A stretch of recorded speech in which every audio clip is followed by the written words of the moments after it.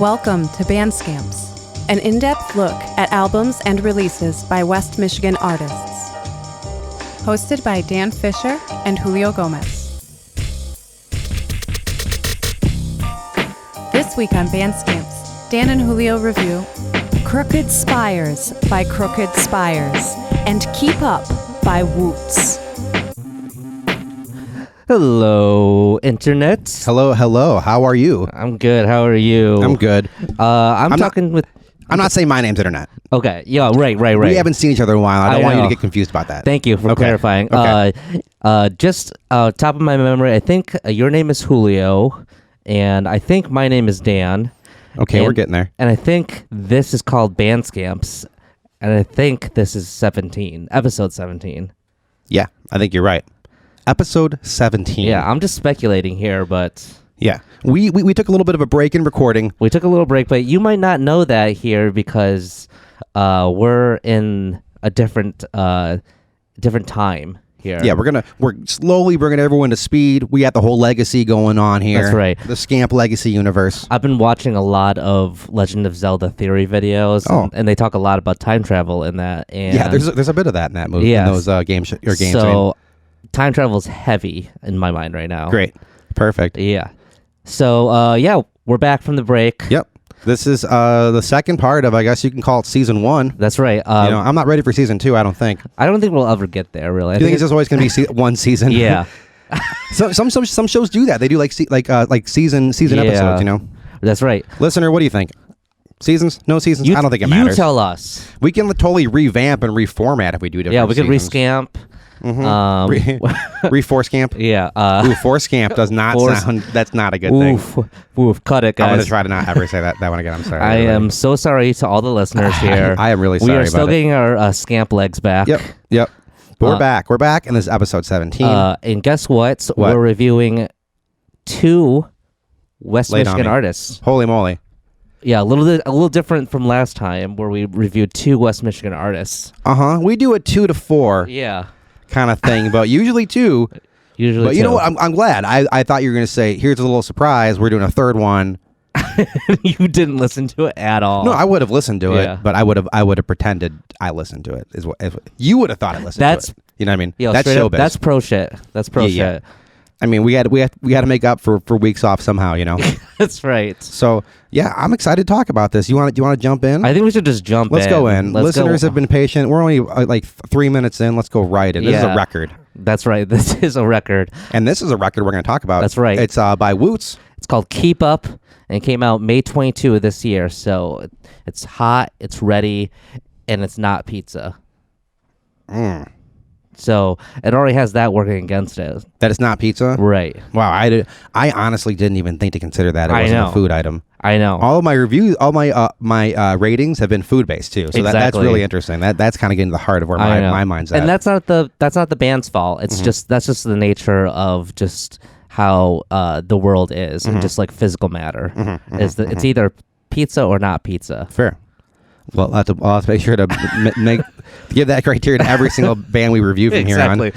Yeah. The next question, did they get there? And is it pizza? Is it pizza? I love it. I think that's a really easy question to talk about. Yeah, we might be shooting ourselves in the foot though. It might be a very in-depth question whether it's pizza or not. So yeah. Do we have the time every week to get into that? I don't know. I don't know, man. But we have time to get into this one. Let's do it. Let's talk right away about... I'm kind of hot here. Let's talk right away about album art. Album art, yes. So we are all... full disclosure here, we have listened to one song by this artist from this record in one of our hot singles episodes. Yeah, they submitted one, and so this is another kind of close back-to-back kind of thing. Right. Same thing happened a couple weeks ago with Silent Spirit. Exactly. So this is going to be kind of a very similar scenario, I feel. And I believe the artwork is shared from the single to this album here.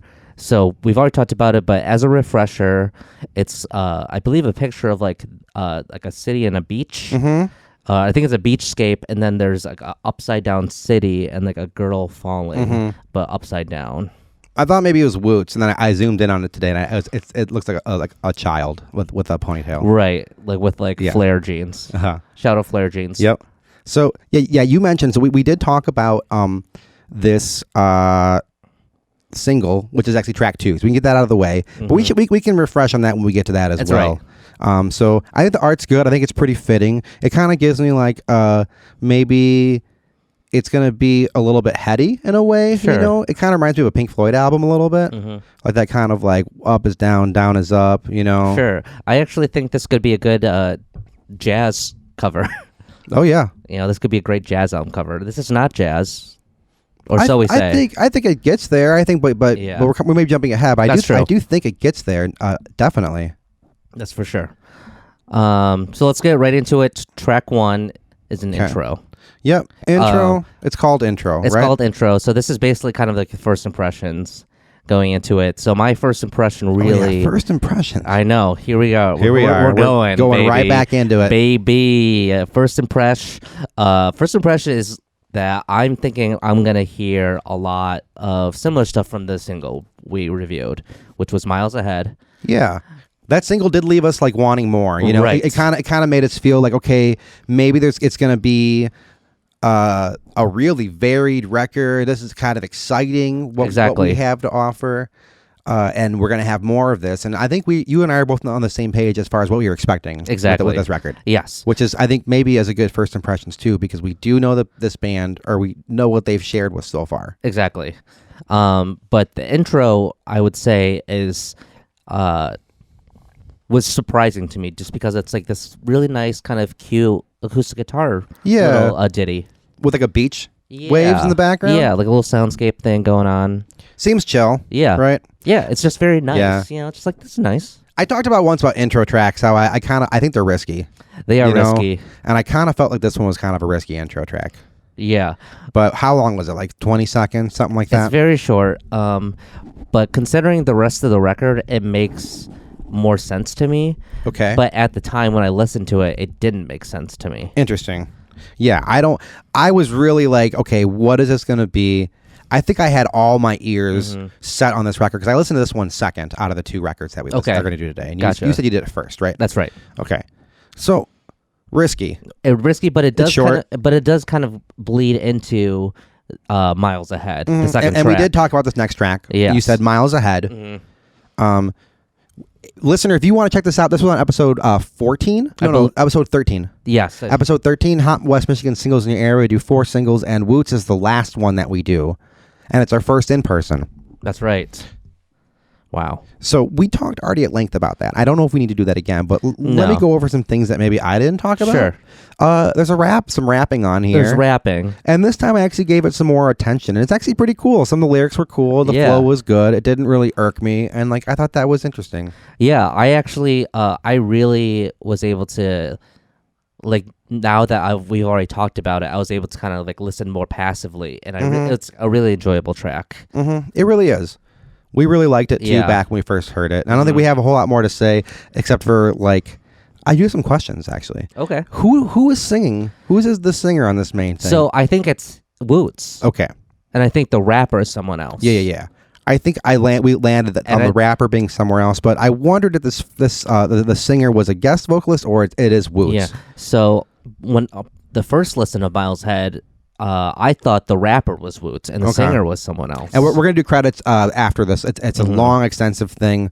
And we can talk about that we know this is basically a composer-based band. You know, it's kind of one guy's idea. Yeah. And it's Evan WOOTS. Yeah.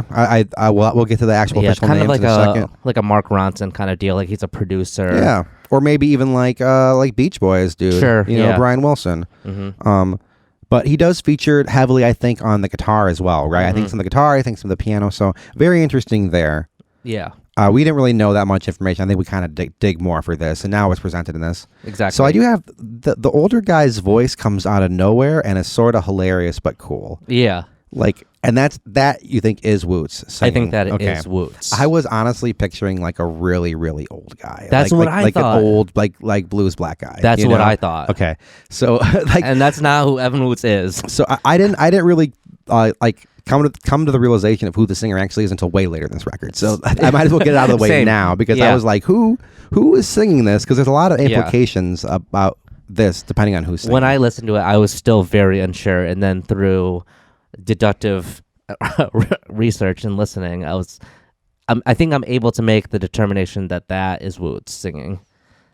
Still unsure. No, I'm still not. Yeah, okay. 100%. Okay, so sure. Listener, again, this is all speculative as always. As always, some things never change.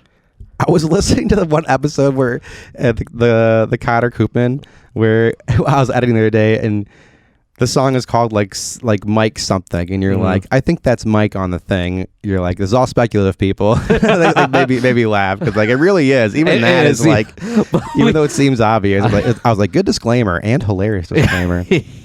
Interesting single to lead the album. I think it's I think it's interesting compared to the rest of the record, but I think it's a strong intro. I think so too. I think it's very strong. Yeah. I would have made it track 1 personally. Yes. I would have just been like right away. Just combine the intro and Miles Ahead, or just toss the intro in general and just start out right away with Miles Ahead. Either way, I think I would have been fine. But it has really nice grooves. Everybody, if you want a more in-depth look at this song, go back to that. Press pause now. Go back to episode 13. We'll check it out. still be here. Okay, you're back.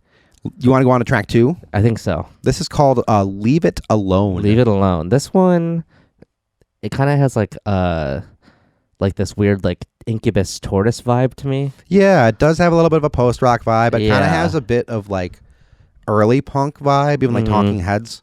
Kind of like dancey rock, or like that kind of era, kind of funky. Yeah, it comes in nice drumming and bass, right? Yeah. Real up. Nice groove, lots of dynamics in this song. So the way this is mixed, and overall, I'm going to go out of the way. I think this is all sounds really good. Yeah, I don't really did a really nice job. Do you have any real recording qualms with any of this stuff at all? Not really. Yeah, I can't think of any of these. So if you're looking for nitpick on that, I don't think we have it. I don't think anyone's looking for anything of our thoughts. We just give it to them. There's nobody listening at all. Exactly. We're not even plugged in right now. Exactly. The screen's drawn. I drew all this on before you got here. I knew I looked different. What else you got? First impressions on this song? Okay, because it's the stuff's all pretty proggy. You know, I mean, at first. Yeah, I am. By this time, I'm already a little confused by the direction of the album. Interesting, because again, like all my expectations and first impressions were all based on Miles Ahead. Okay, and that's all we really had. That's all we really had. I didn't really dig any deeper into this person's work. And so by this time, I'm thinking, okay, this person dabbles in a bunch of different genres, and we're about to hear like a variety of different sounds and genres, which I'm like cool with. Yeah, but I was like a little just confused for a second. Really, I thought this was like actually not that far off of what we already heard. I think this one is like the closest so far to like this one still makes sense in like the canon of Woots, I guess. Yeah, it does start making more sense, which is weird you say that, because what you're saying is there's some stuff in this record that sticks out as maybe not belonging as much on it, but that it actually makes up a good portion of other stuff. I know. So maybe this early stuff is the stuff that maybe doesn't belong, or it's all hearsay really at this point. We're only on the third track here. So. Yeah. And here's where I do have, like, I'm not really crazy about the singing here, but I do like the songwriting. I like the songwriting. Me too. I like some of the lyrics, actually. I like some of the concepts. Cool vibe. Nice guitar. Yeah, it's got like this kind of like dad rock. What do you think of that? Did you like that part? Okay. Yeah, I wish it was louder. Yeah, I mean, I get down with dad rock. You know? That was one critique I had. I was like, I do wish this was a little bit louder. Yeah, and I have rock on. Yeah, it's a long song, but it grooves. It has this like kind of piano bridge that I don't think that didn't really fit. Okay, but otherwise, that was like what was the voice like said freedom, where they're saying freedom on there, that part. I kind of like that part.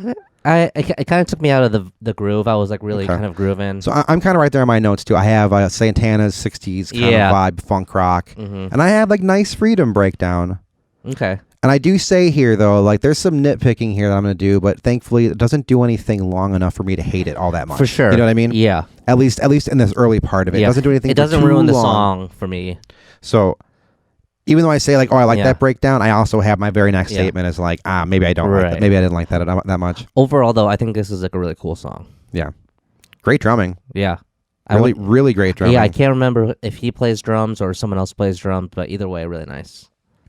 And then it kind of goes off into this like rock breakdown. It actually gets very rock and roll for a second, and I think tastefully done. Like it really is like, this is actually like legit rock and roll now. It's kind of like Pink Floyd. I have Pink Floyd meets Jimmy Buffett. Yeah. Oh. Yeah. I have Floyd meets Buffett. I have Guns N' Roses. Whoa, yeah. I hear Roses for sure.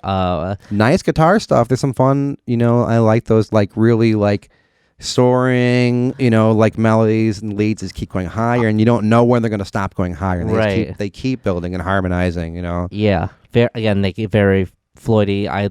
I want to remember the phrase Floyd meets Buffett, though. That phrase. Yeah, Floyd that could be a really great. Floyd meets Buffett. Floyd meets Buffett sounds like a great like TV sitcom or something. Like Boy Meets World, but Floyd meets Buffett. Floyd and Buffett. Floyd and Buffett. Like there you go. That's a good name for it. Our new cop That's drama. a good name, dude. That's a good name for like a comedy duo. Yeah, or like Floyd and Buffett. Yeah, or like a improv troupe. Yeah, catch us on like a 94 or 5. Mm-hmm. Oh yeah, Floyd and Buffett in the morning. Interesting ending on this. That's all I really got to say, man. Same. This album has a cool start, and I'm still like, I'm really like interested to see what's going to happen next, And so we go to the next song, which is called Home. Mm-hmm. And this one kind of has like almost like a post-rock like emo vibe to me in a way, or like at least heavy 2000s like alt rock. Okay. Like early 2000s. Like what? Okay. I kind of have like Dave Matthews. I also has a Christian rock vibe. Yeah, I think so too. Yeah. I didn't ask that question on here. I do have Jack Johnson, John Mayer, Dave Matthews. Yeah. And it's kind of a nice change of pace, this song. He's got good singing on this. I actually like the singing. Still cool guitar stuff. Here's what I have again. No production notes. It all sounds good. It's kind of winning me over. Yeah. I think the vocals could have had maybe some more dynamics. Yeah. But... Again, I think this album loses some of the dynamics that it had in the first couple of songs that were really good. Mm-hmm. It's winning me over. The stuff that has its roots in like all hippie music stuff. I'm starting to realize. You know what I mean? We have like we have like the acoustic-y thing. We have like the rapping. Mm-hmm. We have the kind of jazzy funk. We have the kind of spazzy funk. It's got guitar solos. The Pink Floyd. Yeah. It's hippie, and now we have this kind of like acoustic-y breakfast kind of song. Yeah, for sure. And so they obviously have their roots in the hippie music scene, and so they're going to play to that. Yeah. So this is a good time for us to like maybe accept this music on its terms. You know what I mean? For sure. From here on out, which I think we've done a pretty good job of. Yeah. Do you have anything else on this? I don't really. Okay, cool. I think the next song is Awake. It is Awake. Yeah. My first comment is, whoa, country. Okay. Yeah. My first comment is R.I.P. headphones. I think they came in too loud for me. Gotcha. Yeah, bluegrassy. Yeah, right? it's like but it's like Harvest era, like Neil Young Harvest era kind of thing. Yeah, it just seems kind of bluegrass, I have here again. I'm not liking the vocalist that much at this point. I still don't know that it's WOOTS. I have this is kind of cheeseball. It's kind of starting to the like stuff shining through the cracks for me a little bit. I think by this time that's the only 2 notes I have for this song, and I think by this time I'm just trying to like understand what's going on with this record. Okay. Because we've had like it's been quite a ride so far. You don't have any so on the last song I had this kind of declarative statement of like this has its roots in hippie music. Yeah. And I can see, and even here I'm like bluegrass, more hippie. Mm-hmm. This is that kind of stuff. That makes interesting. I think right now I'm like really shocked. I'm like, whoa, okay. This is like I was shocked by the bluegrass too, actually. Yeah. I wasn't expecting it. It sounded fine. Compared to like think about this song and then like the first song. Yeah. It's pretty wild difference. Very much so. Very much so. Mm-hmm. I have a note here about hippies and bluegrass. Ooh. Hippies, listener, have a very high tolerance for bluegrass. They do. Like they never think it's bad. I've never heard anyone be like, oh, they're not a very good bluegrass band. It's like, oh, bluegrass? It's automatically great. So these bands can get away with whatever. I know. They can get away with anything as long as it's bluegrass. I know. And I'm not even saying, listener, don't get me wrong, and artists, I'm not saying this is bad, but it's not especially good bluegrass. Right. Like the amount of like criticism that goes into the bluegrass from the bluegrass community is like none. Negligible. Like, yeah. If mandolin, they're like A+. They're just happy to be a part of it. Exactly. They're just like, oh, cool, it's bluegrass, great. Yeah. And there probably are some things that are better than others, Yeah. But it's always around. There's always some bands that are better than other ones at it, and it always kind of sounds like, unless it's especially good. And Right. that's like kind of few and far between. I don't think I would listen to this again for the bluegrass. No, I mean, I'll be the first to admit, like, I do not like bluegrass. Okay, you don't like it at all? I really I don't. like it. I don't. Okay. That's all right. I dated a girl once who liked bluegrass, and like when I told her that I didn't like bluegrass, she like didn't know how to respond to that. Oh no. Yeah. Was that it for you? It was like a deal breaker. Wow. Yeah. That's too bad, man. Yeah, it's all right. R.A.P. bluegrass. Next one? I have written here. Okay. I can't wait for the song to be over. I don't know when I wrote that. Yeah. What do you think about the ending of the song? There's an ending effect. Did you hear it? I think honestly it was like bluegrass, and I was just like checked out. I kind of checked out. out. There was a simulated record scratching thing at the end that I assumed you would hate it. So I mean, already I'm already on like I'm not really feeling this. So you were already there. Yeah, I'm always already there. I just like guessing when you're gonna hate something. I appreciate that. All right. Off the dock. This one is another kind of acoustic-y, pedal steely thing. So now it's 2 in a row. We kind of have like the connecting factor for the first half has been like the hippie vibe, and now it's like 2 like strong bluegrass songs. Yeah, and now I'm confused. Yeah, I'm like straight up confused. Yeah, at this point, and I'm just trying to like digest it, and I'm kind of like speechless at this point. So yeah, okay. At this point, I write these vocals are funny, and I ask, is this a comedy record? And that's always like fun. Yeah, that's a fun thing. And I have the vocals are always a little bit behind the beat. Yeah, so I'm actually kind of surprised to hear that it might be the artist singing on it, because it's like it does sound a little bit like it's like could be nudged forward, or just like, or there's just too much time to do. It's like too much, trying to add too much swing to the vocals every time. Yeah, I don't know. I didn't notice that, but like that's a good observation. I like that. The message is cool. Lyrics are cool. I even think the song is like kind of strong. It's like kind of a strong written song. Yeah. But this production and performance is not really doing it for me. Yeah, I think the vocals are really kind of like the point. That's like the one thing that's really kind of throwing me off. You're just having a hard time getting past it. Yeah. I think I was there too. I just had this is a strong song. It's not for me though. And I think I'm like trying to be nice here. I'm not really sure. I mean, like the banjo playing is like strong. Like they're a great banjo player if it's WOOTS. Yeah, I think it might be Mark Lavengood on the banjo stuff on that. Okay, on that stuff. I thought it was maybe. It could be a little bit of everything. Yeah, right? I thought maybe he was on the mandolin or something. Oh, I don't know. I think he does. Well, I don't know. We'll have to. Yeah. We'll find out. We'll do a whole thing. Stay tuned. We'll do a whole thing. Stay tuned for credits. The most exciting part of the show. It really is. It's the best part. It's the best part. I am 100% present for it when we do it. I don't know. You want to go to the next song? Yeah. Cool message. Lyrics are cool. Yeah. Overall, the lyrics are kind of interesting on here. I think, okay, so next song here. Steady Strides. Yeah, Steady Strides. Okay, lay it on me. By this time, I'm like, I actually write, I honestly can't believe I'm listening to the same record at this point. I'm like. I kind of, man, it was all over the place. Yeah. And I'm just like, okay, for those who have bingo cards. Yeah. Ooh. I asked myself, is this racist? Ooh, okay.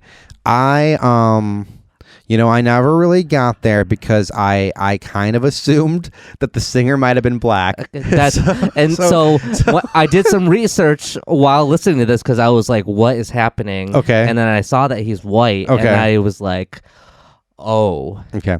So I didn't get there because I assumed he was not white. Yes. Okay. So, but so you were maybe almost there. Yeah, let's Monocle. They're tied together. That's a band scam first. That's like the powers combined Monocle. Yeah, I don't even see that. That is tied together by magic. Monocle. I can't believe that. Yeah. Engage. So I do have. This is not very authentic. All of a sudden, all of a sudden, I write. This is not very auth. And I don't want to hear about this guy's New Orleans thing, right? It was like he was in New Orleans. There's someone in. I don't know. I was like, if honestly, I was getting like borderline like offended. Steady Strides. Yeah. Yeah. I actually want to hear about this person's life. Yeah. I actually want to hear their story, and I don't know if this is their story, so it made me like not feel very good. Yeah. It felt ingenuine, and especially after finding out that he's not black. I think we're gonna have like objections to to that. And maybe is that like making us a little racist? It's possible. I'm okay with being a little racist if it means that people who are being very racist are being called out on it. I think they're, but like, sure. It's not that they're being very, I don't know. We've touched on this though, but, and there's a point where like, and maybe it's just because of the state of the world right now, but like being derivative and is like such a fine line. Yeah. And so we're always constantly reevaluating and rethinking how we think and do things too. Yeah. I mean, just we've interacted a little bit with what's online, and I feel confident saying that he's not racist. Yeah, of course not. Of course not. So I don't think he's intentionally trying to do anything racist at all with this music, but I am feeling slightly uncomfortable. Yeah. Yeah, so this music's like somewhere between blues and jazz. Not with my vibe. There's kind of a lot of filler on this record, huh? Yeah. By this time, I'm like, okay, we know that you like this. And then all of a sudden, bluegrass out of nowhere again. More bluegrass out of nowhere, right? Yeah. Okay, we're on bluegrass now. Okay, we're doing bluegrass. I did like the last 5 seconds of this song. Oh wow, I don't remember the last 5 seconds. They were good. Okay, sick. Listener. But I also I was gonna say listener when I say something that I can't back up. I love it.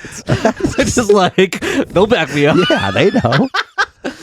Listener. I do write down that like my personal biases are definitely like a big part of this. So I am very aware that like that's part of it, and I do acknowledge that these are like they're fine songs. I don't think they're bad, but I think some of them are straight up very, very strong songs. You know? Next song. Rolling Coal. More bluegrass, and especially by this title. Now I'm really kind of getting into. Yeah, I didn't like it. Now we're really crossing into some dicey territory. I didn't like it. Yeah. I had some high hopes for this record. Me too. I had some high hopes. Yeah. By this time, like I couldn't really take. I have no notes for this because like the title alone and the style of singing, I was just like, I can't. Yeah, I high hopes. I'm not sure it's doing it for me. It feels not like authentic again. I don't like that feeling. Yeah. And I'm just gonna kind of suffer through this, I guess. Yeah. And I have this sounds like it was made for WICE in 2002. Mm-hmm. I have what? Did he just say he was gonna murder someone? Right. And then I said that was sort of hard to get through. Again, like I have like no notes because I was just speechless at this point. I was just like, I just gotta like deal with this one, and then that's funny. Hopefully, we get out of this haze. Okay, that's great. Yeah, I was kind of like, come on, just like I kept checking the time on this one. Yeah. Next song is called Untitled. I don't like that. Okay. Oh yeah, here we go. More fun. Yes, I said this seems more back to what I expected, and I'm like, okay, cool. It felt good. Huh? Yeah. It felt good to get back. It felt good we're back, baby. Back to what we know. Yep. Otherwise, though, it's like it's now we're back in the jam band stuff. Am I allowed to bring up Steely Dan in this episode, or do you think the entire Michigan jazz community will shit themselves if I bring them up again? You know what? It's our podcast. We can do whatever we want. I'll just leave it there. Yeah. Horns are a good touch. Horns are great touch. Keys sound good. Mm-hmm. At this point, like I feel like legit energized. Yeah. It felt good. Yeah. The vocals are kind of getting me on this release again. I think overall it's my least favorite part of it. Same. And like, there's not a whole lot we can do about that because he's a singer. Exactly. And honestly, like not everyone likes my voice. I don't know. Vocals are very, very, very specific to the person. It is. That's what I'll really make or break for a lot of music for folks, including me. But yeah, I think we're listing a few things already that we already sing wrong with it. Right. That is like, okay, we don't like this, we don't like that. Maybe that's just. I think that's just personal bias at this point, and that's that's not something we run away from, but we do acknowledge it. Yeah. Beside like the pointless tepid bluegrass, it's the vocals that are getting to me. It kind of sounds like TV show music, like original, this kind of stuff, like original music for a show. Sure. I don't know how to like the house band is playing. I'm not really sure how to describe that. It's not a diss. It's actually good. Yeah, that's a hard thing for the listeners. There's a lot when we say comments like that. They're just like, whoa, and I'm like, no. The unintentional disses. Well, here's I also could not make this record in a million years. Nope. Not even anywhere close to as good as this. No. Like for what it's good at and when it's good, it is really cool. Yeah. It doesn't do it very often, unfortunately. Yes. But it's a slog. I mean, shout out for trying like new things, and different things. Is that what's happening here, you think? I guess it has to be. It's also varied, huh? Right. I mean, so if he's coming from like country bluegrass background and that's what he does, and then he did like all those other different songs. Like that's kind of sick. Yeah. And that shows that he has like. Do you think he's coming more from a country background? That's my guess by this point, since we just had to listen to like 3 like heavy country. That's why I wondered, songs. because they weren't all that great of country bluegrass songs. If maybe that's a new branching out for them, you know what I mean? Yeah, I don't know. Yeah. At this point, I'm not really sure. I guess I think at this point, I'm also saying like I guess this is a country record. Yeah, I didn't want it to be. Yeah, me either. I wanted it to be like a hip hop record. Yeah, I was looking forward to it. I'm still kind of excited to see what comes next in this record. Yeah. Even like as I'm listening to this, and I'm kind of like, oh, I'm still like, what's next? Yeah, what's next? You know? Exactly. And it's successful in that way. Yeah, it keeps you guessing, keeps you wanting more. Mm-hmm. You want to go to the next track? Yeah, this is outro. Or no, Denver. We got Denver. This is kind of the slower acoustic start, and then it's got kind of a horns, kind of some horns jamming around with them. I think this one is like, this is a track that really shows what Woots is like good at. And it's like a blend of styles, and I think this is like again like more of what I was wanting, and I think something that he actually excels in. Yeah, these are the cool songs. Mm-hmm. The singing is not my thing. I'm having a hard time. Yeah. It all sounds really good. They all got their money's worth on this recording, I'm sure. Mm-hmm. I agree. There's some cool jazz fusion in this song. Exactly. Am I allowed to mention Steely Dan again? Probably not. I don't know. I like these jams, and I wish we had more of this kind of stuff in this record. Me too. Yeah. Yeah. I think this is a repeating thing. Yeah.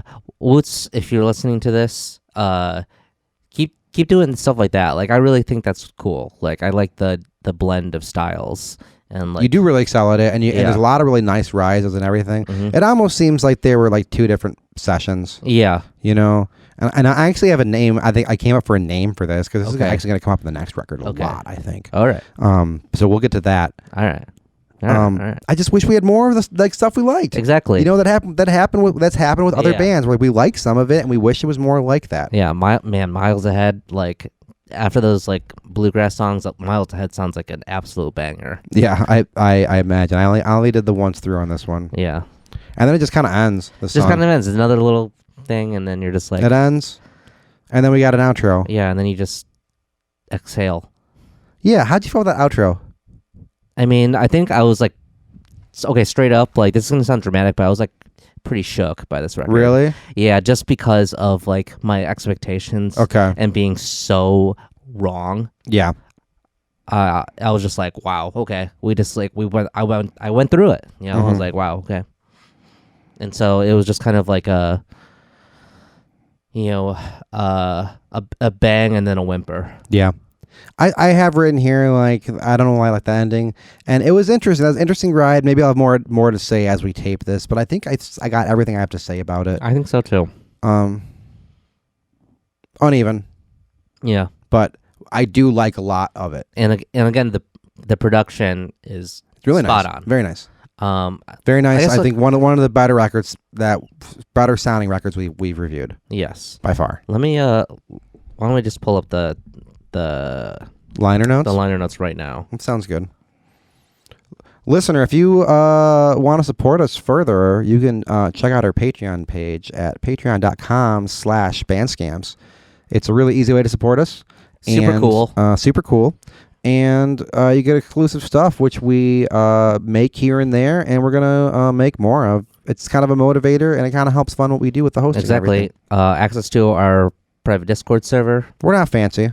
We're not fancy. No, we're not fancy. We're down home. Yeah, we're what is it called? DIY. DIY. We're in the basement. This wall's not even real. Right. We're not cottagecore yet.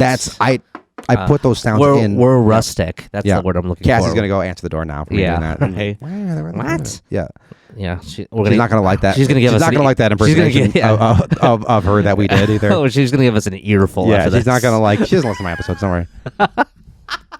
She's not really caught up. She still has to listen to all of them. I was gonna say she made it through episode 1, and then she was like, "That's good." She's a little behind. She has to listen to all of them. She's still. like, "That's good, babe." And you're like, "Okay." Yep. She just does the intros and outros. Not outro. She does outro once. Oh yeah, that's she right. She doesn't do them every time. Dang. She does hit it and quit. She only does 1/4 of the intro each time.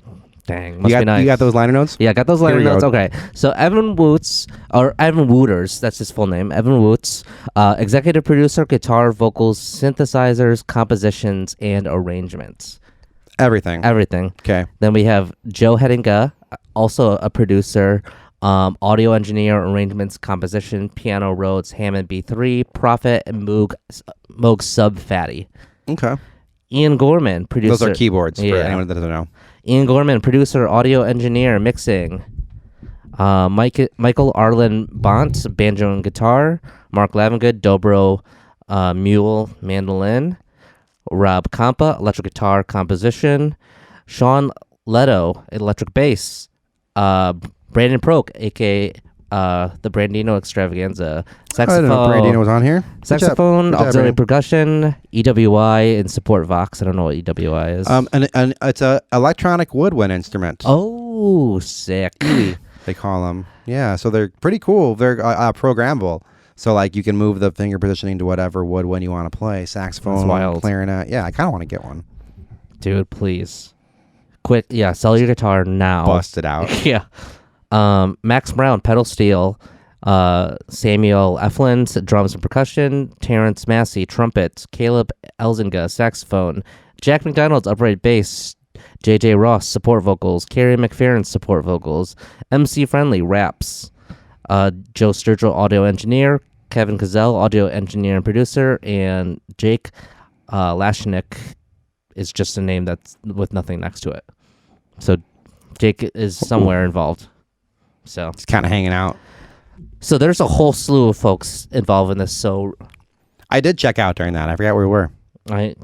That's the liner notes. Okay, so listener, hope you enjoyed that liner notes segment starring Dan Fisher. Mm-hmm. Okay, so let's give it a rating. Oh boy. I know. I'm going to go with not a pizza. I'm going to go with unpizza. Okay. The opposite of pizza? Just unpizza. Unpizza. You know what's weird is scientists don't know where like 80% of the unpizza on Earth even is. I know. They know it exists. They don't know where the unpizza is. Dude, that's the straight up the stuff that keeps me up at night. Me too. Listener, we're going to take a short break and we're going to come back to this thrilling episode, The Return of Band Scamps. Don't go anywhere and let's find out if it's pizza. Is it still rude to point if it's at the camera? No, they do it all the time. Yeah, they do it all the time. Is it pizza? Is this pizza? Are you pizza? Am I pizza? Is he pizza? We'll see you in a second. Band Scamps, episode 17, part 2. We're back. Hey. We're back in more than one. We're back from a break, and we're back from a break. We're back from a break. Little housekeeping here. Go for it. We are accepting submissions, as we always are. Submit to bandscamps@gmail.com. We are taking submissions from 2020 or 2021. You know, a lot of people don't know how do I get my album on your show? It's really easy. It's so easy. If you listen to what Dan said, I almost called you Ban. Ban Fisher. If you just listen to what I said, email us. Or find us on our Instagram page at bandscamps_. Send us a DM. Yeah, well, anywhere. Facebook. That works. That all works for me. I made us a custom URL for Facebook. Yeah, so it's facebook.com/bandscamps, except there's no A in scamp. Okay. Because they won't let you have scamp in your URL. Wow. That's gonna be easy to remember too for our fans. Yeah. That's good. So I tried every which way to fit scamp in there, and that was the only way. So is it like a bad word? I guess. You think in British English, it's like, oh, we called you a fucking scamp. I tried a bunch of different variations, and I think scamp is like no. That's ridiculous. Yeah, so we got zucked. Well, we're gonna get scamping on down the line anyway. That's right. We have another release. It came out the same day as WOOTS Keep Up. It came out in 2020 or 2021? 2021, May 22nd. We're sure it's 2021? Yeah. I thought it came out last year. Nah, dog. Wow. Nah, dog. I love the new stuff. I love all this new music. New music is pretty sick, actually. It is sick. Yeah. Some people are like, oh, I like old music. This is 2020. May 22nd, 2020. Oh, so It came out 1 year prior Okay. too. My mistake. That's okay. I do think it's relevant for this discussion. I appreciate you fact checking me though. That's really good to know. I think that because Cassie actually checked this one, and so shout out to Cassie, our Shout out creative Cassie. consultant. She gave us an earful when we took a quick break. But yeah, she did. She was like, I heard you guys were doing impressions of me downstairs. she's like, I heard it crystal and clear. I didn't like it. Oh, there's a fly in the room. Oh, if that lands on my head like Mike Pence, you gotta tell me, okay? Oh, yeah. Do you remember that? I forgot about it till now. That's amazing. I feel like I wish that we all had that moment Dang. together to share. It was so funny. Yo, okay, It was straight so up, incredible. that fly is like the original scamp. He is. He was actually inspiration for episodes 1 through 10. Yeah, of Band was that Scams. fly? So this That's heavy. We're gonna bring that meme back with the scamps. the fly. Yeah, the fly. Like you zoom in and it's got the band scamps logo. Or it's on like it. it's two-headed. It's my head and your head on top of one fly. and we're just like, Yeah. I love it. Okay. This is then a 2020 release, and it came out in May. So I think we're talking about another band that had a plan to put out a record as a band and just be a band, right? yep, exactly. But the pandemic got in the way. Got in the way. So this is Crooked Spires, Self-titled. self-titled. Um, What is that name? Did you look in it more into the name? I didn't to look pique into the your interest? name. I think it's about like when church steeples, like sometimes over time will twist and warp. Okay. And they're like crooked or twisted spires. Oh. And I think it's because like the church spires, and they'll be like, oh, back in the day they thought it was like maybe magic or witchcraft that was doing it, or expert craftsmanship, but really it was probably like materials warping and being replaced. And Gotcha. that settled. I so love you'll that. see it in Europe. It's like all these like churches that have like crooked spires. I always think, when I think of Spires, I always think of this Batman comic that I really love called Batman Gothic, written by Grant Morrison. And it's just crazy. And the Spires come in because they were like mythed to like help like direct prayers to God. Okay. And they kind of use the spire shape in part of the plot. I won't spoil it for y'all. I didn't realize that you were that much of a comic book person. I'm a light reader, but I was more into it a few years ago. But If you're a light reader, it's good because they're like 1 cent at a time. exactly. They're like, hey, and the guy's like, what? Exactly. And then pow. And I'm like, woof. Yeah. Gotta get to bed. Yeah. You're like, I gotta read that over again. Wow. When you're like, I read the words, but I didn't internalize the words. That's right. That's how I am with comic books. Actually, I can't do it. They're too dense. They're too dense for me. Too over my head. I'm still trying to finish Watchmen. You know? Yeah. One page at a time. It's flipping through. I kind of just read a page at a time and That's right. put it back on the shelf. Artwork. Our work is just like a design, you know. Okay, I have to talk about the font real quick. As a guitarist, Okay. who's into pedals, this font is like the font of Earthquaker devices, and I'm not sure how many people would know that, but it's a very guitar-centric album. I don't know. It's just kind of like, for me, it's kind of a turn off. I think in a way. it's an on trend type of font. Yeah. It's like kind of like more artsy and more illustratory, and like not everything is like, minimalist. It's more of a maximalist feel, but you're saying that it's reminiscent of something that you know. It's exactly the same as like the Earthquaker devices font. Yeah, this is like a mixed media, maybe like art thing. I don't know. It's nothing. I think it's cool. I think it sticks out, and you know what it is. Yeah. So you want to jump right into music and first impressions? First impressions. First track is called Scribble or Scribble. Scribble. It's a nice little like ambient vibe. Yeah. I wasn't really sure what to expect with this band. I saw they did a session a while ago, and I didn't watch it. I think specifically because I was like, I don't want to watch that to mess this up. Because I think a band live and a band on a record can be so different that I don't want to mess it up. So it kind of reminds me of like Coldplay kind of music, you know? I got that. Yes, I'm so glad that you said that because I got that vibe later on. Coldplay. Too. Yeah. Or like even like a little bit of Radiohead, even a little bit of like mellow Beck stuff, you know? Like, kind of like Sparkle Horse, Jeff Buckley, chill music. It's mellow right off the bat. Super mellow. It's a bit of hiss. I think this was like recorded by... They recorded themselves, I believe. The whole thing? I believe so. Okay, so off the bat, good job on that, you guys. Yeah. I'm going to be nitpicky since you guys did today. I can tell that there's a little bit of weird overdrive on the bass on this first track, and it made me question my whole listening setup. It's kind of, yeah, that could be distracting. Well, I was like, I need to like actually like go to another different artist and test my headphones and stuff, and it wasn't. I thought my headphones were blown out. Gotcha. It will come up a few times during this just because of the drums. Yeah, I think that's also true. That's going to be a big thing. Interesting songwriting though off the bat right away. Interesting. Yeah, a lot of like kind of like very minimal, thoughtful chords or thoughtful harmonies, and a lot of just like not like monocle moments, but just like Yeah, I think there was like some pleasurable stuff that made me enjoy what I was hearing initially. Yeah. The recording is kind of cruddy. You can tell it's like home recorded. I'm just gonna say like only from this first impression that I'm getting on this track, the recording is kind of cruddy, and I was like and I would notice I had to listen really quietly for it to not offend me, and I was missing a lot of stuff. The bass was overdriven, the hiss was weird, so I was like, okay, I wrote brain off time. I you know what I mean? Yeah. Like I just need to listen to this music and not analyze rip the recording to shreds in my brain. I think one thing that was surprising to me was how dry the vocals were, considering this is like a home recording. You know, typically when people home record, there's a lot of reverb just to kind of like cover up like whatever, any kind of inconsistencies or off-tuneness. I think they're confident about their singing. Yeah, which I appreciate that. I still think they could have been a little louder, but I appreciate like that they were dry. Yeah. Okay. You liked the lack of like effects of like echo and reverb and stuff like that. Yeah, because it does like exude like a confidence to me. I think so too. Yeah. It's interesting. I think I have written here like what's going on with this bass. Yeah. And I said I'm listening on Bandcamp now and reference on different headphones. Okay. Now you're listening to something else. Then I write here, wow, there's a lot of this song left. So this song is really long. It's really long. Yeah. I'm also getting like kind of a Pedro the Lion vibe. Oh, yeah.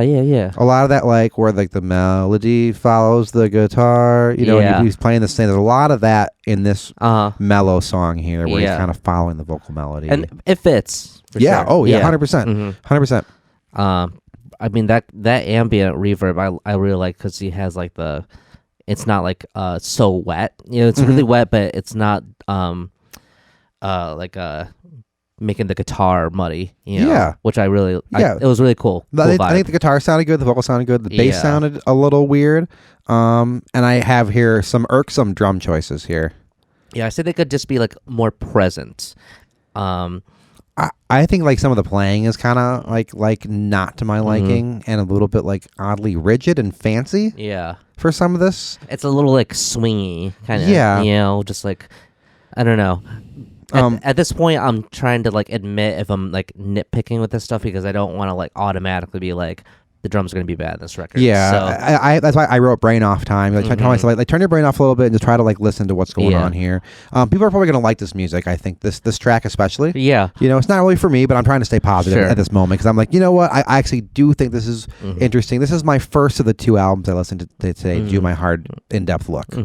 I have some full disclosure things I just want to get out of the way real quick. Full disclosure first of all, the moments. singer and guitarist of this band, Christian Nickel, he's seen us play at least once. Okay. And so I've met him briefly at shows. Okay, excellent. Really nice guy. We can connect on guitar pedals. It was when we played with the Howlers. Oh, far out. Yeah. At Creston.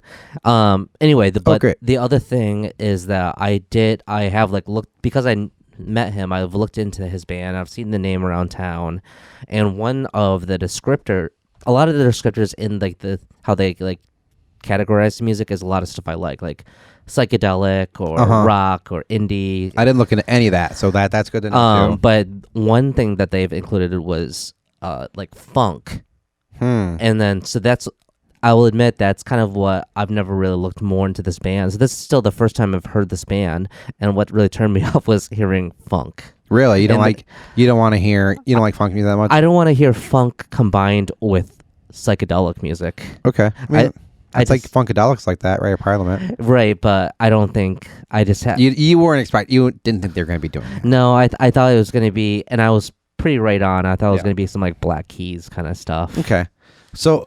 That does happen. We don't know that yet. We're still on track 1, but yeah. The song is very long, really, really long. It's long, but it's long. It's really long for like a 4-note melody. I think in going back to what I was just saying though, I was like more accepting of like writing this vibe because I was expecting some more just kind of like butt rock, and so I was like, oh, this is like some because nice... of what you knew the band describes themselves exactly. as. Okay. So I was expecting to kind of be like, I guess you're right. I just had the like the name to go off of. Yeah. So you want to go to the next track? Mm-hmm. This next track is called "Can't Stand It." Can't stand it. Can't stand ya. The first song or the first note I have, it says, "Ha ha." This kind of sounds like Julio's guitar playing. Yeah, I guess a little bit. A little bit, you know. There was the grunge chord kind of comes in. Yeah. That first chord, and I was like, all right, you know, and I was like, oh, this is telling me that we're maybe in for some more rocking. You know? Yeah. All right. Here we go. And then my next note here is, okay, never mind. This is sort of yucky, horny dad blues rock. Yep. It's just like tones are good, but playing is good, but it's like blues soul vibe, and I just it's not my bag, baby. I'm not really super into hearing like how horny some girl is making some guy, or how crazy said girl is despite how horny she makes the guy. You know, I'm like, it's not. I just like, I don't know. Like, I'm not really into this kind of music. Yeah, you know, and I don't know if this is doing it well either. So, yeah, it's just like the only thing that was like holding together me was just like trying to channel like the 60s inspirations maybe, and like, but the vocals are buried, but you can, and just, I don't know, he can rip, but like, and also I just have a snare frowny face. Yeah, I kind of like, yeah, the drums are really weak as hell. Yeah. It's kind of mediocre music. I don't really know what else to say. You know what I mean? Like, I kind of hate the voice of the singer here. Is this the same singer? It's the same singer. That's the thing, is like, I was like, what? Okay. We're going to talk about this again, but it kind of started making me cringe a little bit. Like, I was kind of like, and I might have even laughed a little bit, and Cassie was like, what? And I was like, it's this music. Like, I'm glad we have video so you can like see that. It is like, just kind of like, and like, I think they're like trying to sound masculine and tough too. But right? Like, I'm not buying that for a fucking second. Especially with the drums. Like, that's not masculine drums. No, the drums are super weak. Yeah. Yeah. It sounds like we're going to have to come back to that one. So we're going to have more of this. What do you think of the ending? I don't know. I was just like, the last note I have is the snare frowny face. Okay. Yeah. All right. Let's go to the next track. Yeah. Speck of Dust. Speck of Dust. Despite the cringy style of the music, I think his voice is good for what they're trying to do, I guess. I think he can sing. He has a good voice. Yeah. And I think he's making some really odd vocal writing. I think he might just be a really weak vocal songwriter in this genre. Oh yeah. You have to have a really powerful voice to do stuff like this. I just don't know if this, I'm not sure if it's there. It's missing the mark on so many rock things that it's like, it's so cringy. Yeah. Like, we'll go to the Speck of Dust thing. It kind of sounds, the amp kind of sounds like a hot rod. The cymbals are hilarious on it. Mm-hmm. It's another cringer, man. It is. It's just like this is like supposed to be like a high energy song, and it's just not high energy at all. It kind of made me laugh a little bit, kind of made me cringe, and the vocals were making me laugh. Mm-hmm. It was kind of stoner metal-y, like a wannabe, but the drums were way weird. There was a gong in there or something. Is there a gong? Was there an actual gong? I don't know, or China cymbal or weird. It might have been a weird China cymbal, and I was like, is there a fucking gong? And I want to go back to like my whole like thing of like listing the kind of genres your band is like when they put like so many different types of genres. That tells me that they don't. It's kind of like a red flag for me in a way, because it means that you don't necessarily. I feel like at some point you just kind of have to admit like, this is the kind of music I make, and if you're trying to say you're a little bit of this and a little bit of that, you're kind of lying to yourself. Yeah. Well, I think there's a lot of reasons for why this sounds this way. You know, and maybe we're not ready yet, but I'm like itching to get into why I think this is. The vocals are making me laugh though, and there's just some like weird, questionable drum choices too. Yeah. Like rods? Am I hearing rods the whole time? I don't know if there was just a T-shirt on the snare or something. Man, it sounds like really weak. Like it sounds just like fancy. It sounds like a piece of paper. It sounds like just some fancy boy shit. Like I don't know. I don't even know how to even talk. It's not rock and roll. No. So let's go to the next track. Know the difference. This has got a nice little soft intro thing. Yeah. This is like back to the slow ambient thing.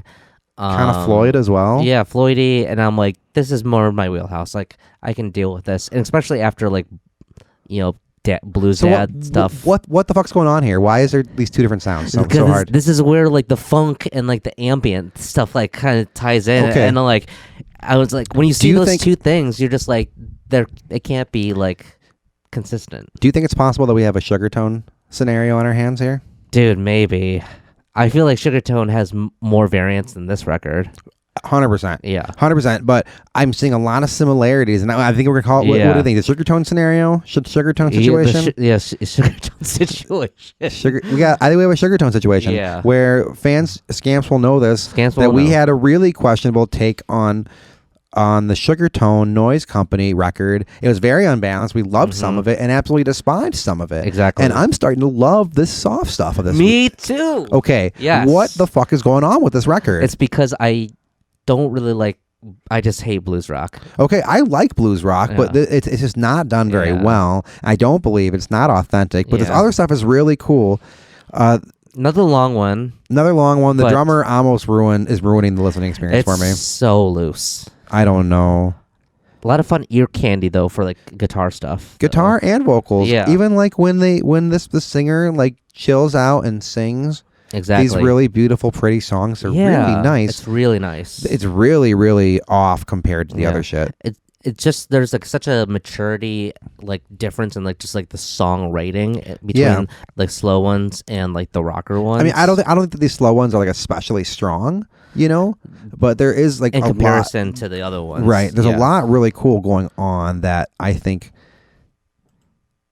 the other genre just doesn't suit them. Yeah. And I don't believe it. And I think they probably should just abandon it or get way better at it. Like, right. And like, I'm saying this like a fucking rock and roller, man. I don't fucking buy it. Right. I don't buy it. I don't buy them coming up against some actual street rockers and like being able to prove their worth at all in that arena. You know what I mean? Right. So I don't know what they're trying to accomplish with like songs like those. So what is this? Maybe this might be a 2-songwriter situation. Yeah. Where there's with one songs, and there's a third option. This might just be a young band from out of town, from like the Sticks. Right. You know what I mean? Like I always forget there's bands like, I mean, shit, Sugartone was from like Greenville or something. You know what I mean? And no offense to the Sticks, but like, no, it's not the city, and so like there's gonna be a different attitude about some genres, Yeah. And if you're a young band too, how old are these guys? I know they are younger. They're definitely like mid to late 20s probably. I don't know. I think the singer is like quite involved, and he's like a lot of friends with like kind of the psych like Heaters crowd a little bit. Okay. So that's why I think I see him around more than I think I would just based on this music. But some of this shit can translate better live too. Like true. When no one ever gets the chance to be like, what is he saying? And how is his voice tone? When it's just like overdriven and crazy. Right. I don't know. I mean, whatever. Yeah.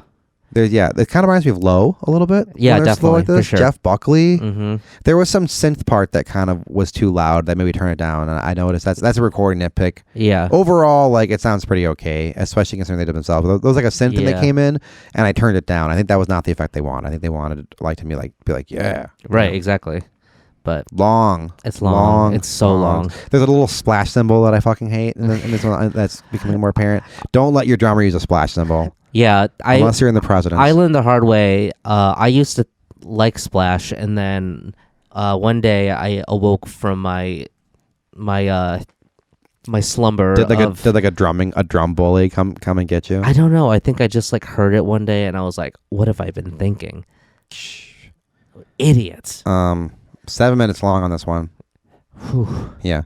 But I like this a lot better than the other songs I heard before it. Yes. You want to go to the next track? Yeah. Buzzsaw Blitz. Buzzsaw Blitz. I can tell. If that's not the most like rock and roll kind of like, what the song sounds like. I can tell that. The energy is just terrible on this rocker stuff. Like, the drummer's playing on rods. Like, this isn't rods, man. It's rock and roll music. Like what were you, or something, or just like real bad sounding snare. I don't. Look, this one was weird to me because I didn't hate it as much as the other ones. Like, it's funky, and like I think I say I don't know. This is a cool song? ? It's like kind of had like some Jimi Hendrix to it. Did you notice that? It has like some Jimmy guitar style where it's kind of going between like a country-ish lick and a bluesy-ish lick, and then now you're in soul, now you're in funk or whatever. Yeah. So I did like it. more just because of that kind of like ambiguous kind of genre playing. Yeah, their instincts just like aren't great on this kind of music. The vocal effect I thought fit though, just kind of distorting the vocals a little bit. That helped a little bit. I have Born to Be Mild. Yeah. Born to Be Mild. I can't wait for this to be over. Any more things on that one? Let's go to another another song where you know exactly what it sounds like. Ram Vamp. Yep. Kind of a southern rocker, right? Dad's gonna love this. I don't mind the southern rock kind of thing, but I don't know. There's a lot of hiss on this recording, and I'm starting to notice there's a ton of hiss on everything. Yeah, and it's not like the cool lo-fi hiss. It's like the hiss. Yeah, it's the bad stuff. I can hear the computer. Yeah, your computer fan is picking up. Like, do I hear drumsticks all of a sudden? I think we had. I think we had some drumsticks, and we got to the sticks. Here we go. Sticks.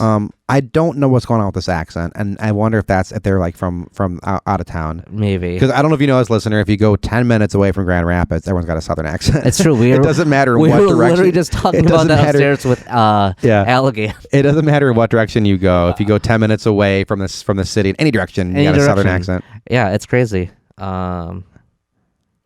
I'm from Hudsonville. Oh, really? I'm from Kentwood. Oh, I'm from Cadillac. Right. And that's not 10 minutes away. Right, but shout out Cadillac. Holla. I don't know. know. There's hiss. It's blues rock. It's like southern blues rock, dad rock. I don't hate the guitar tone. I have it here. The tone, like, it's a solid body Gibson-y or Epiphone. He plays a jazz master. Okay, interesting. Yeah. Is that solid body? Solid body single coil. Interesting. Yeah. Okay. So I think throughout the whole record, I really am very impressed with the so guitar I don't know if tone. it's a Gibson or Epiphone, but it kind of sounds like it. I feel like it sounds. So I think I'm a little close. That's a little bit like a mellow Strat sound. Yeah, it's just a Fender. Yeah. Mellow single coil. But tasteful bass playing. Yeah. I've been not talking about bass. I noticed we didn't mention bass on Moto at all. I don't think we mentioned his bass playing whatsoever. Man, oops. Yeah. I mean, it's that guitar playing is very distracting because it's he's so good, and you're waiting for it the whole time. Yeah. The bass playing on this is very nice, very very tasteful. Yeah. There's kind of a cool slowdown, like rock slowdown at the end of this, and there's some potential on this rock stuff. Yeah. But the vocals are really cringy, just like like I just man. Yeah, it's kind of eye rolly. It's cringe. Yeah, that's the only word I have for it. You want to go to the next one? This one's called Try. This is another slow one, and it's like this is like a different band to me at this point. Yeah, another slow one. Yeah, and another one that I actually enjoy a little more. I think this is like I felt this was the most boring out of the three slow songs. I think so too. This one sounds like a grunge ballad, kind of like Pearl Jam or something. Yep. Did you get that too? I did. The mellow ones are cool though. They are really and cool. Like it's so weird that the heavy ones are so different. Or like, okay, these are more different than the heavy ones, so they make the heavy ones seem weird. It really weird, very weird. Right, and I think the heavy ones are the most of the album. Yeah. I think they're like a heavy band is what they would describe themselves as. They're like, rock band. Yeah. I don't know. It's just like at this point, it's very weird to kind of have like a boring song and you're like, this is a nice little break. Mm-hmm. Yeah, you're kind of like, oh, good. Yeah. I mean, what we have to do is it's like homework, Yeah. So we'll take any break we can get, right? That's true. Some Radiohead in here too. Yeah. Mm-hmm. Yeah, I can tell that at least. Interesting. I think I like just based off of like the small conversations I've had with him and just like knowing the kind of friends he has, I think we would have like a lot of similar music tastes, and it's so weird to me then to hear the music they're making being so like not my thing. Not everyone's gonna be good at it, Yeah. or like write amazing stuff that's gonna move you, and even if it is good, you might just not like it. Yeah.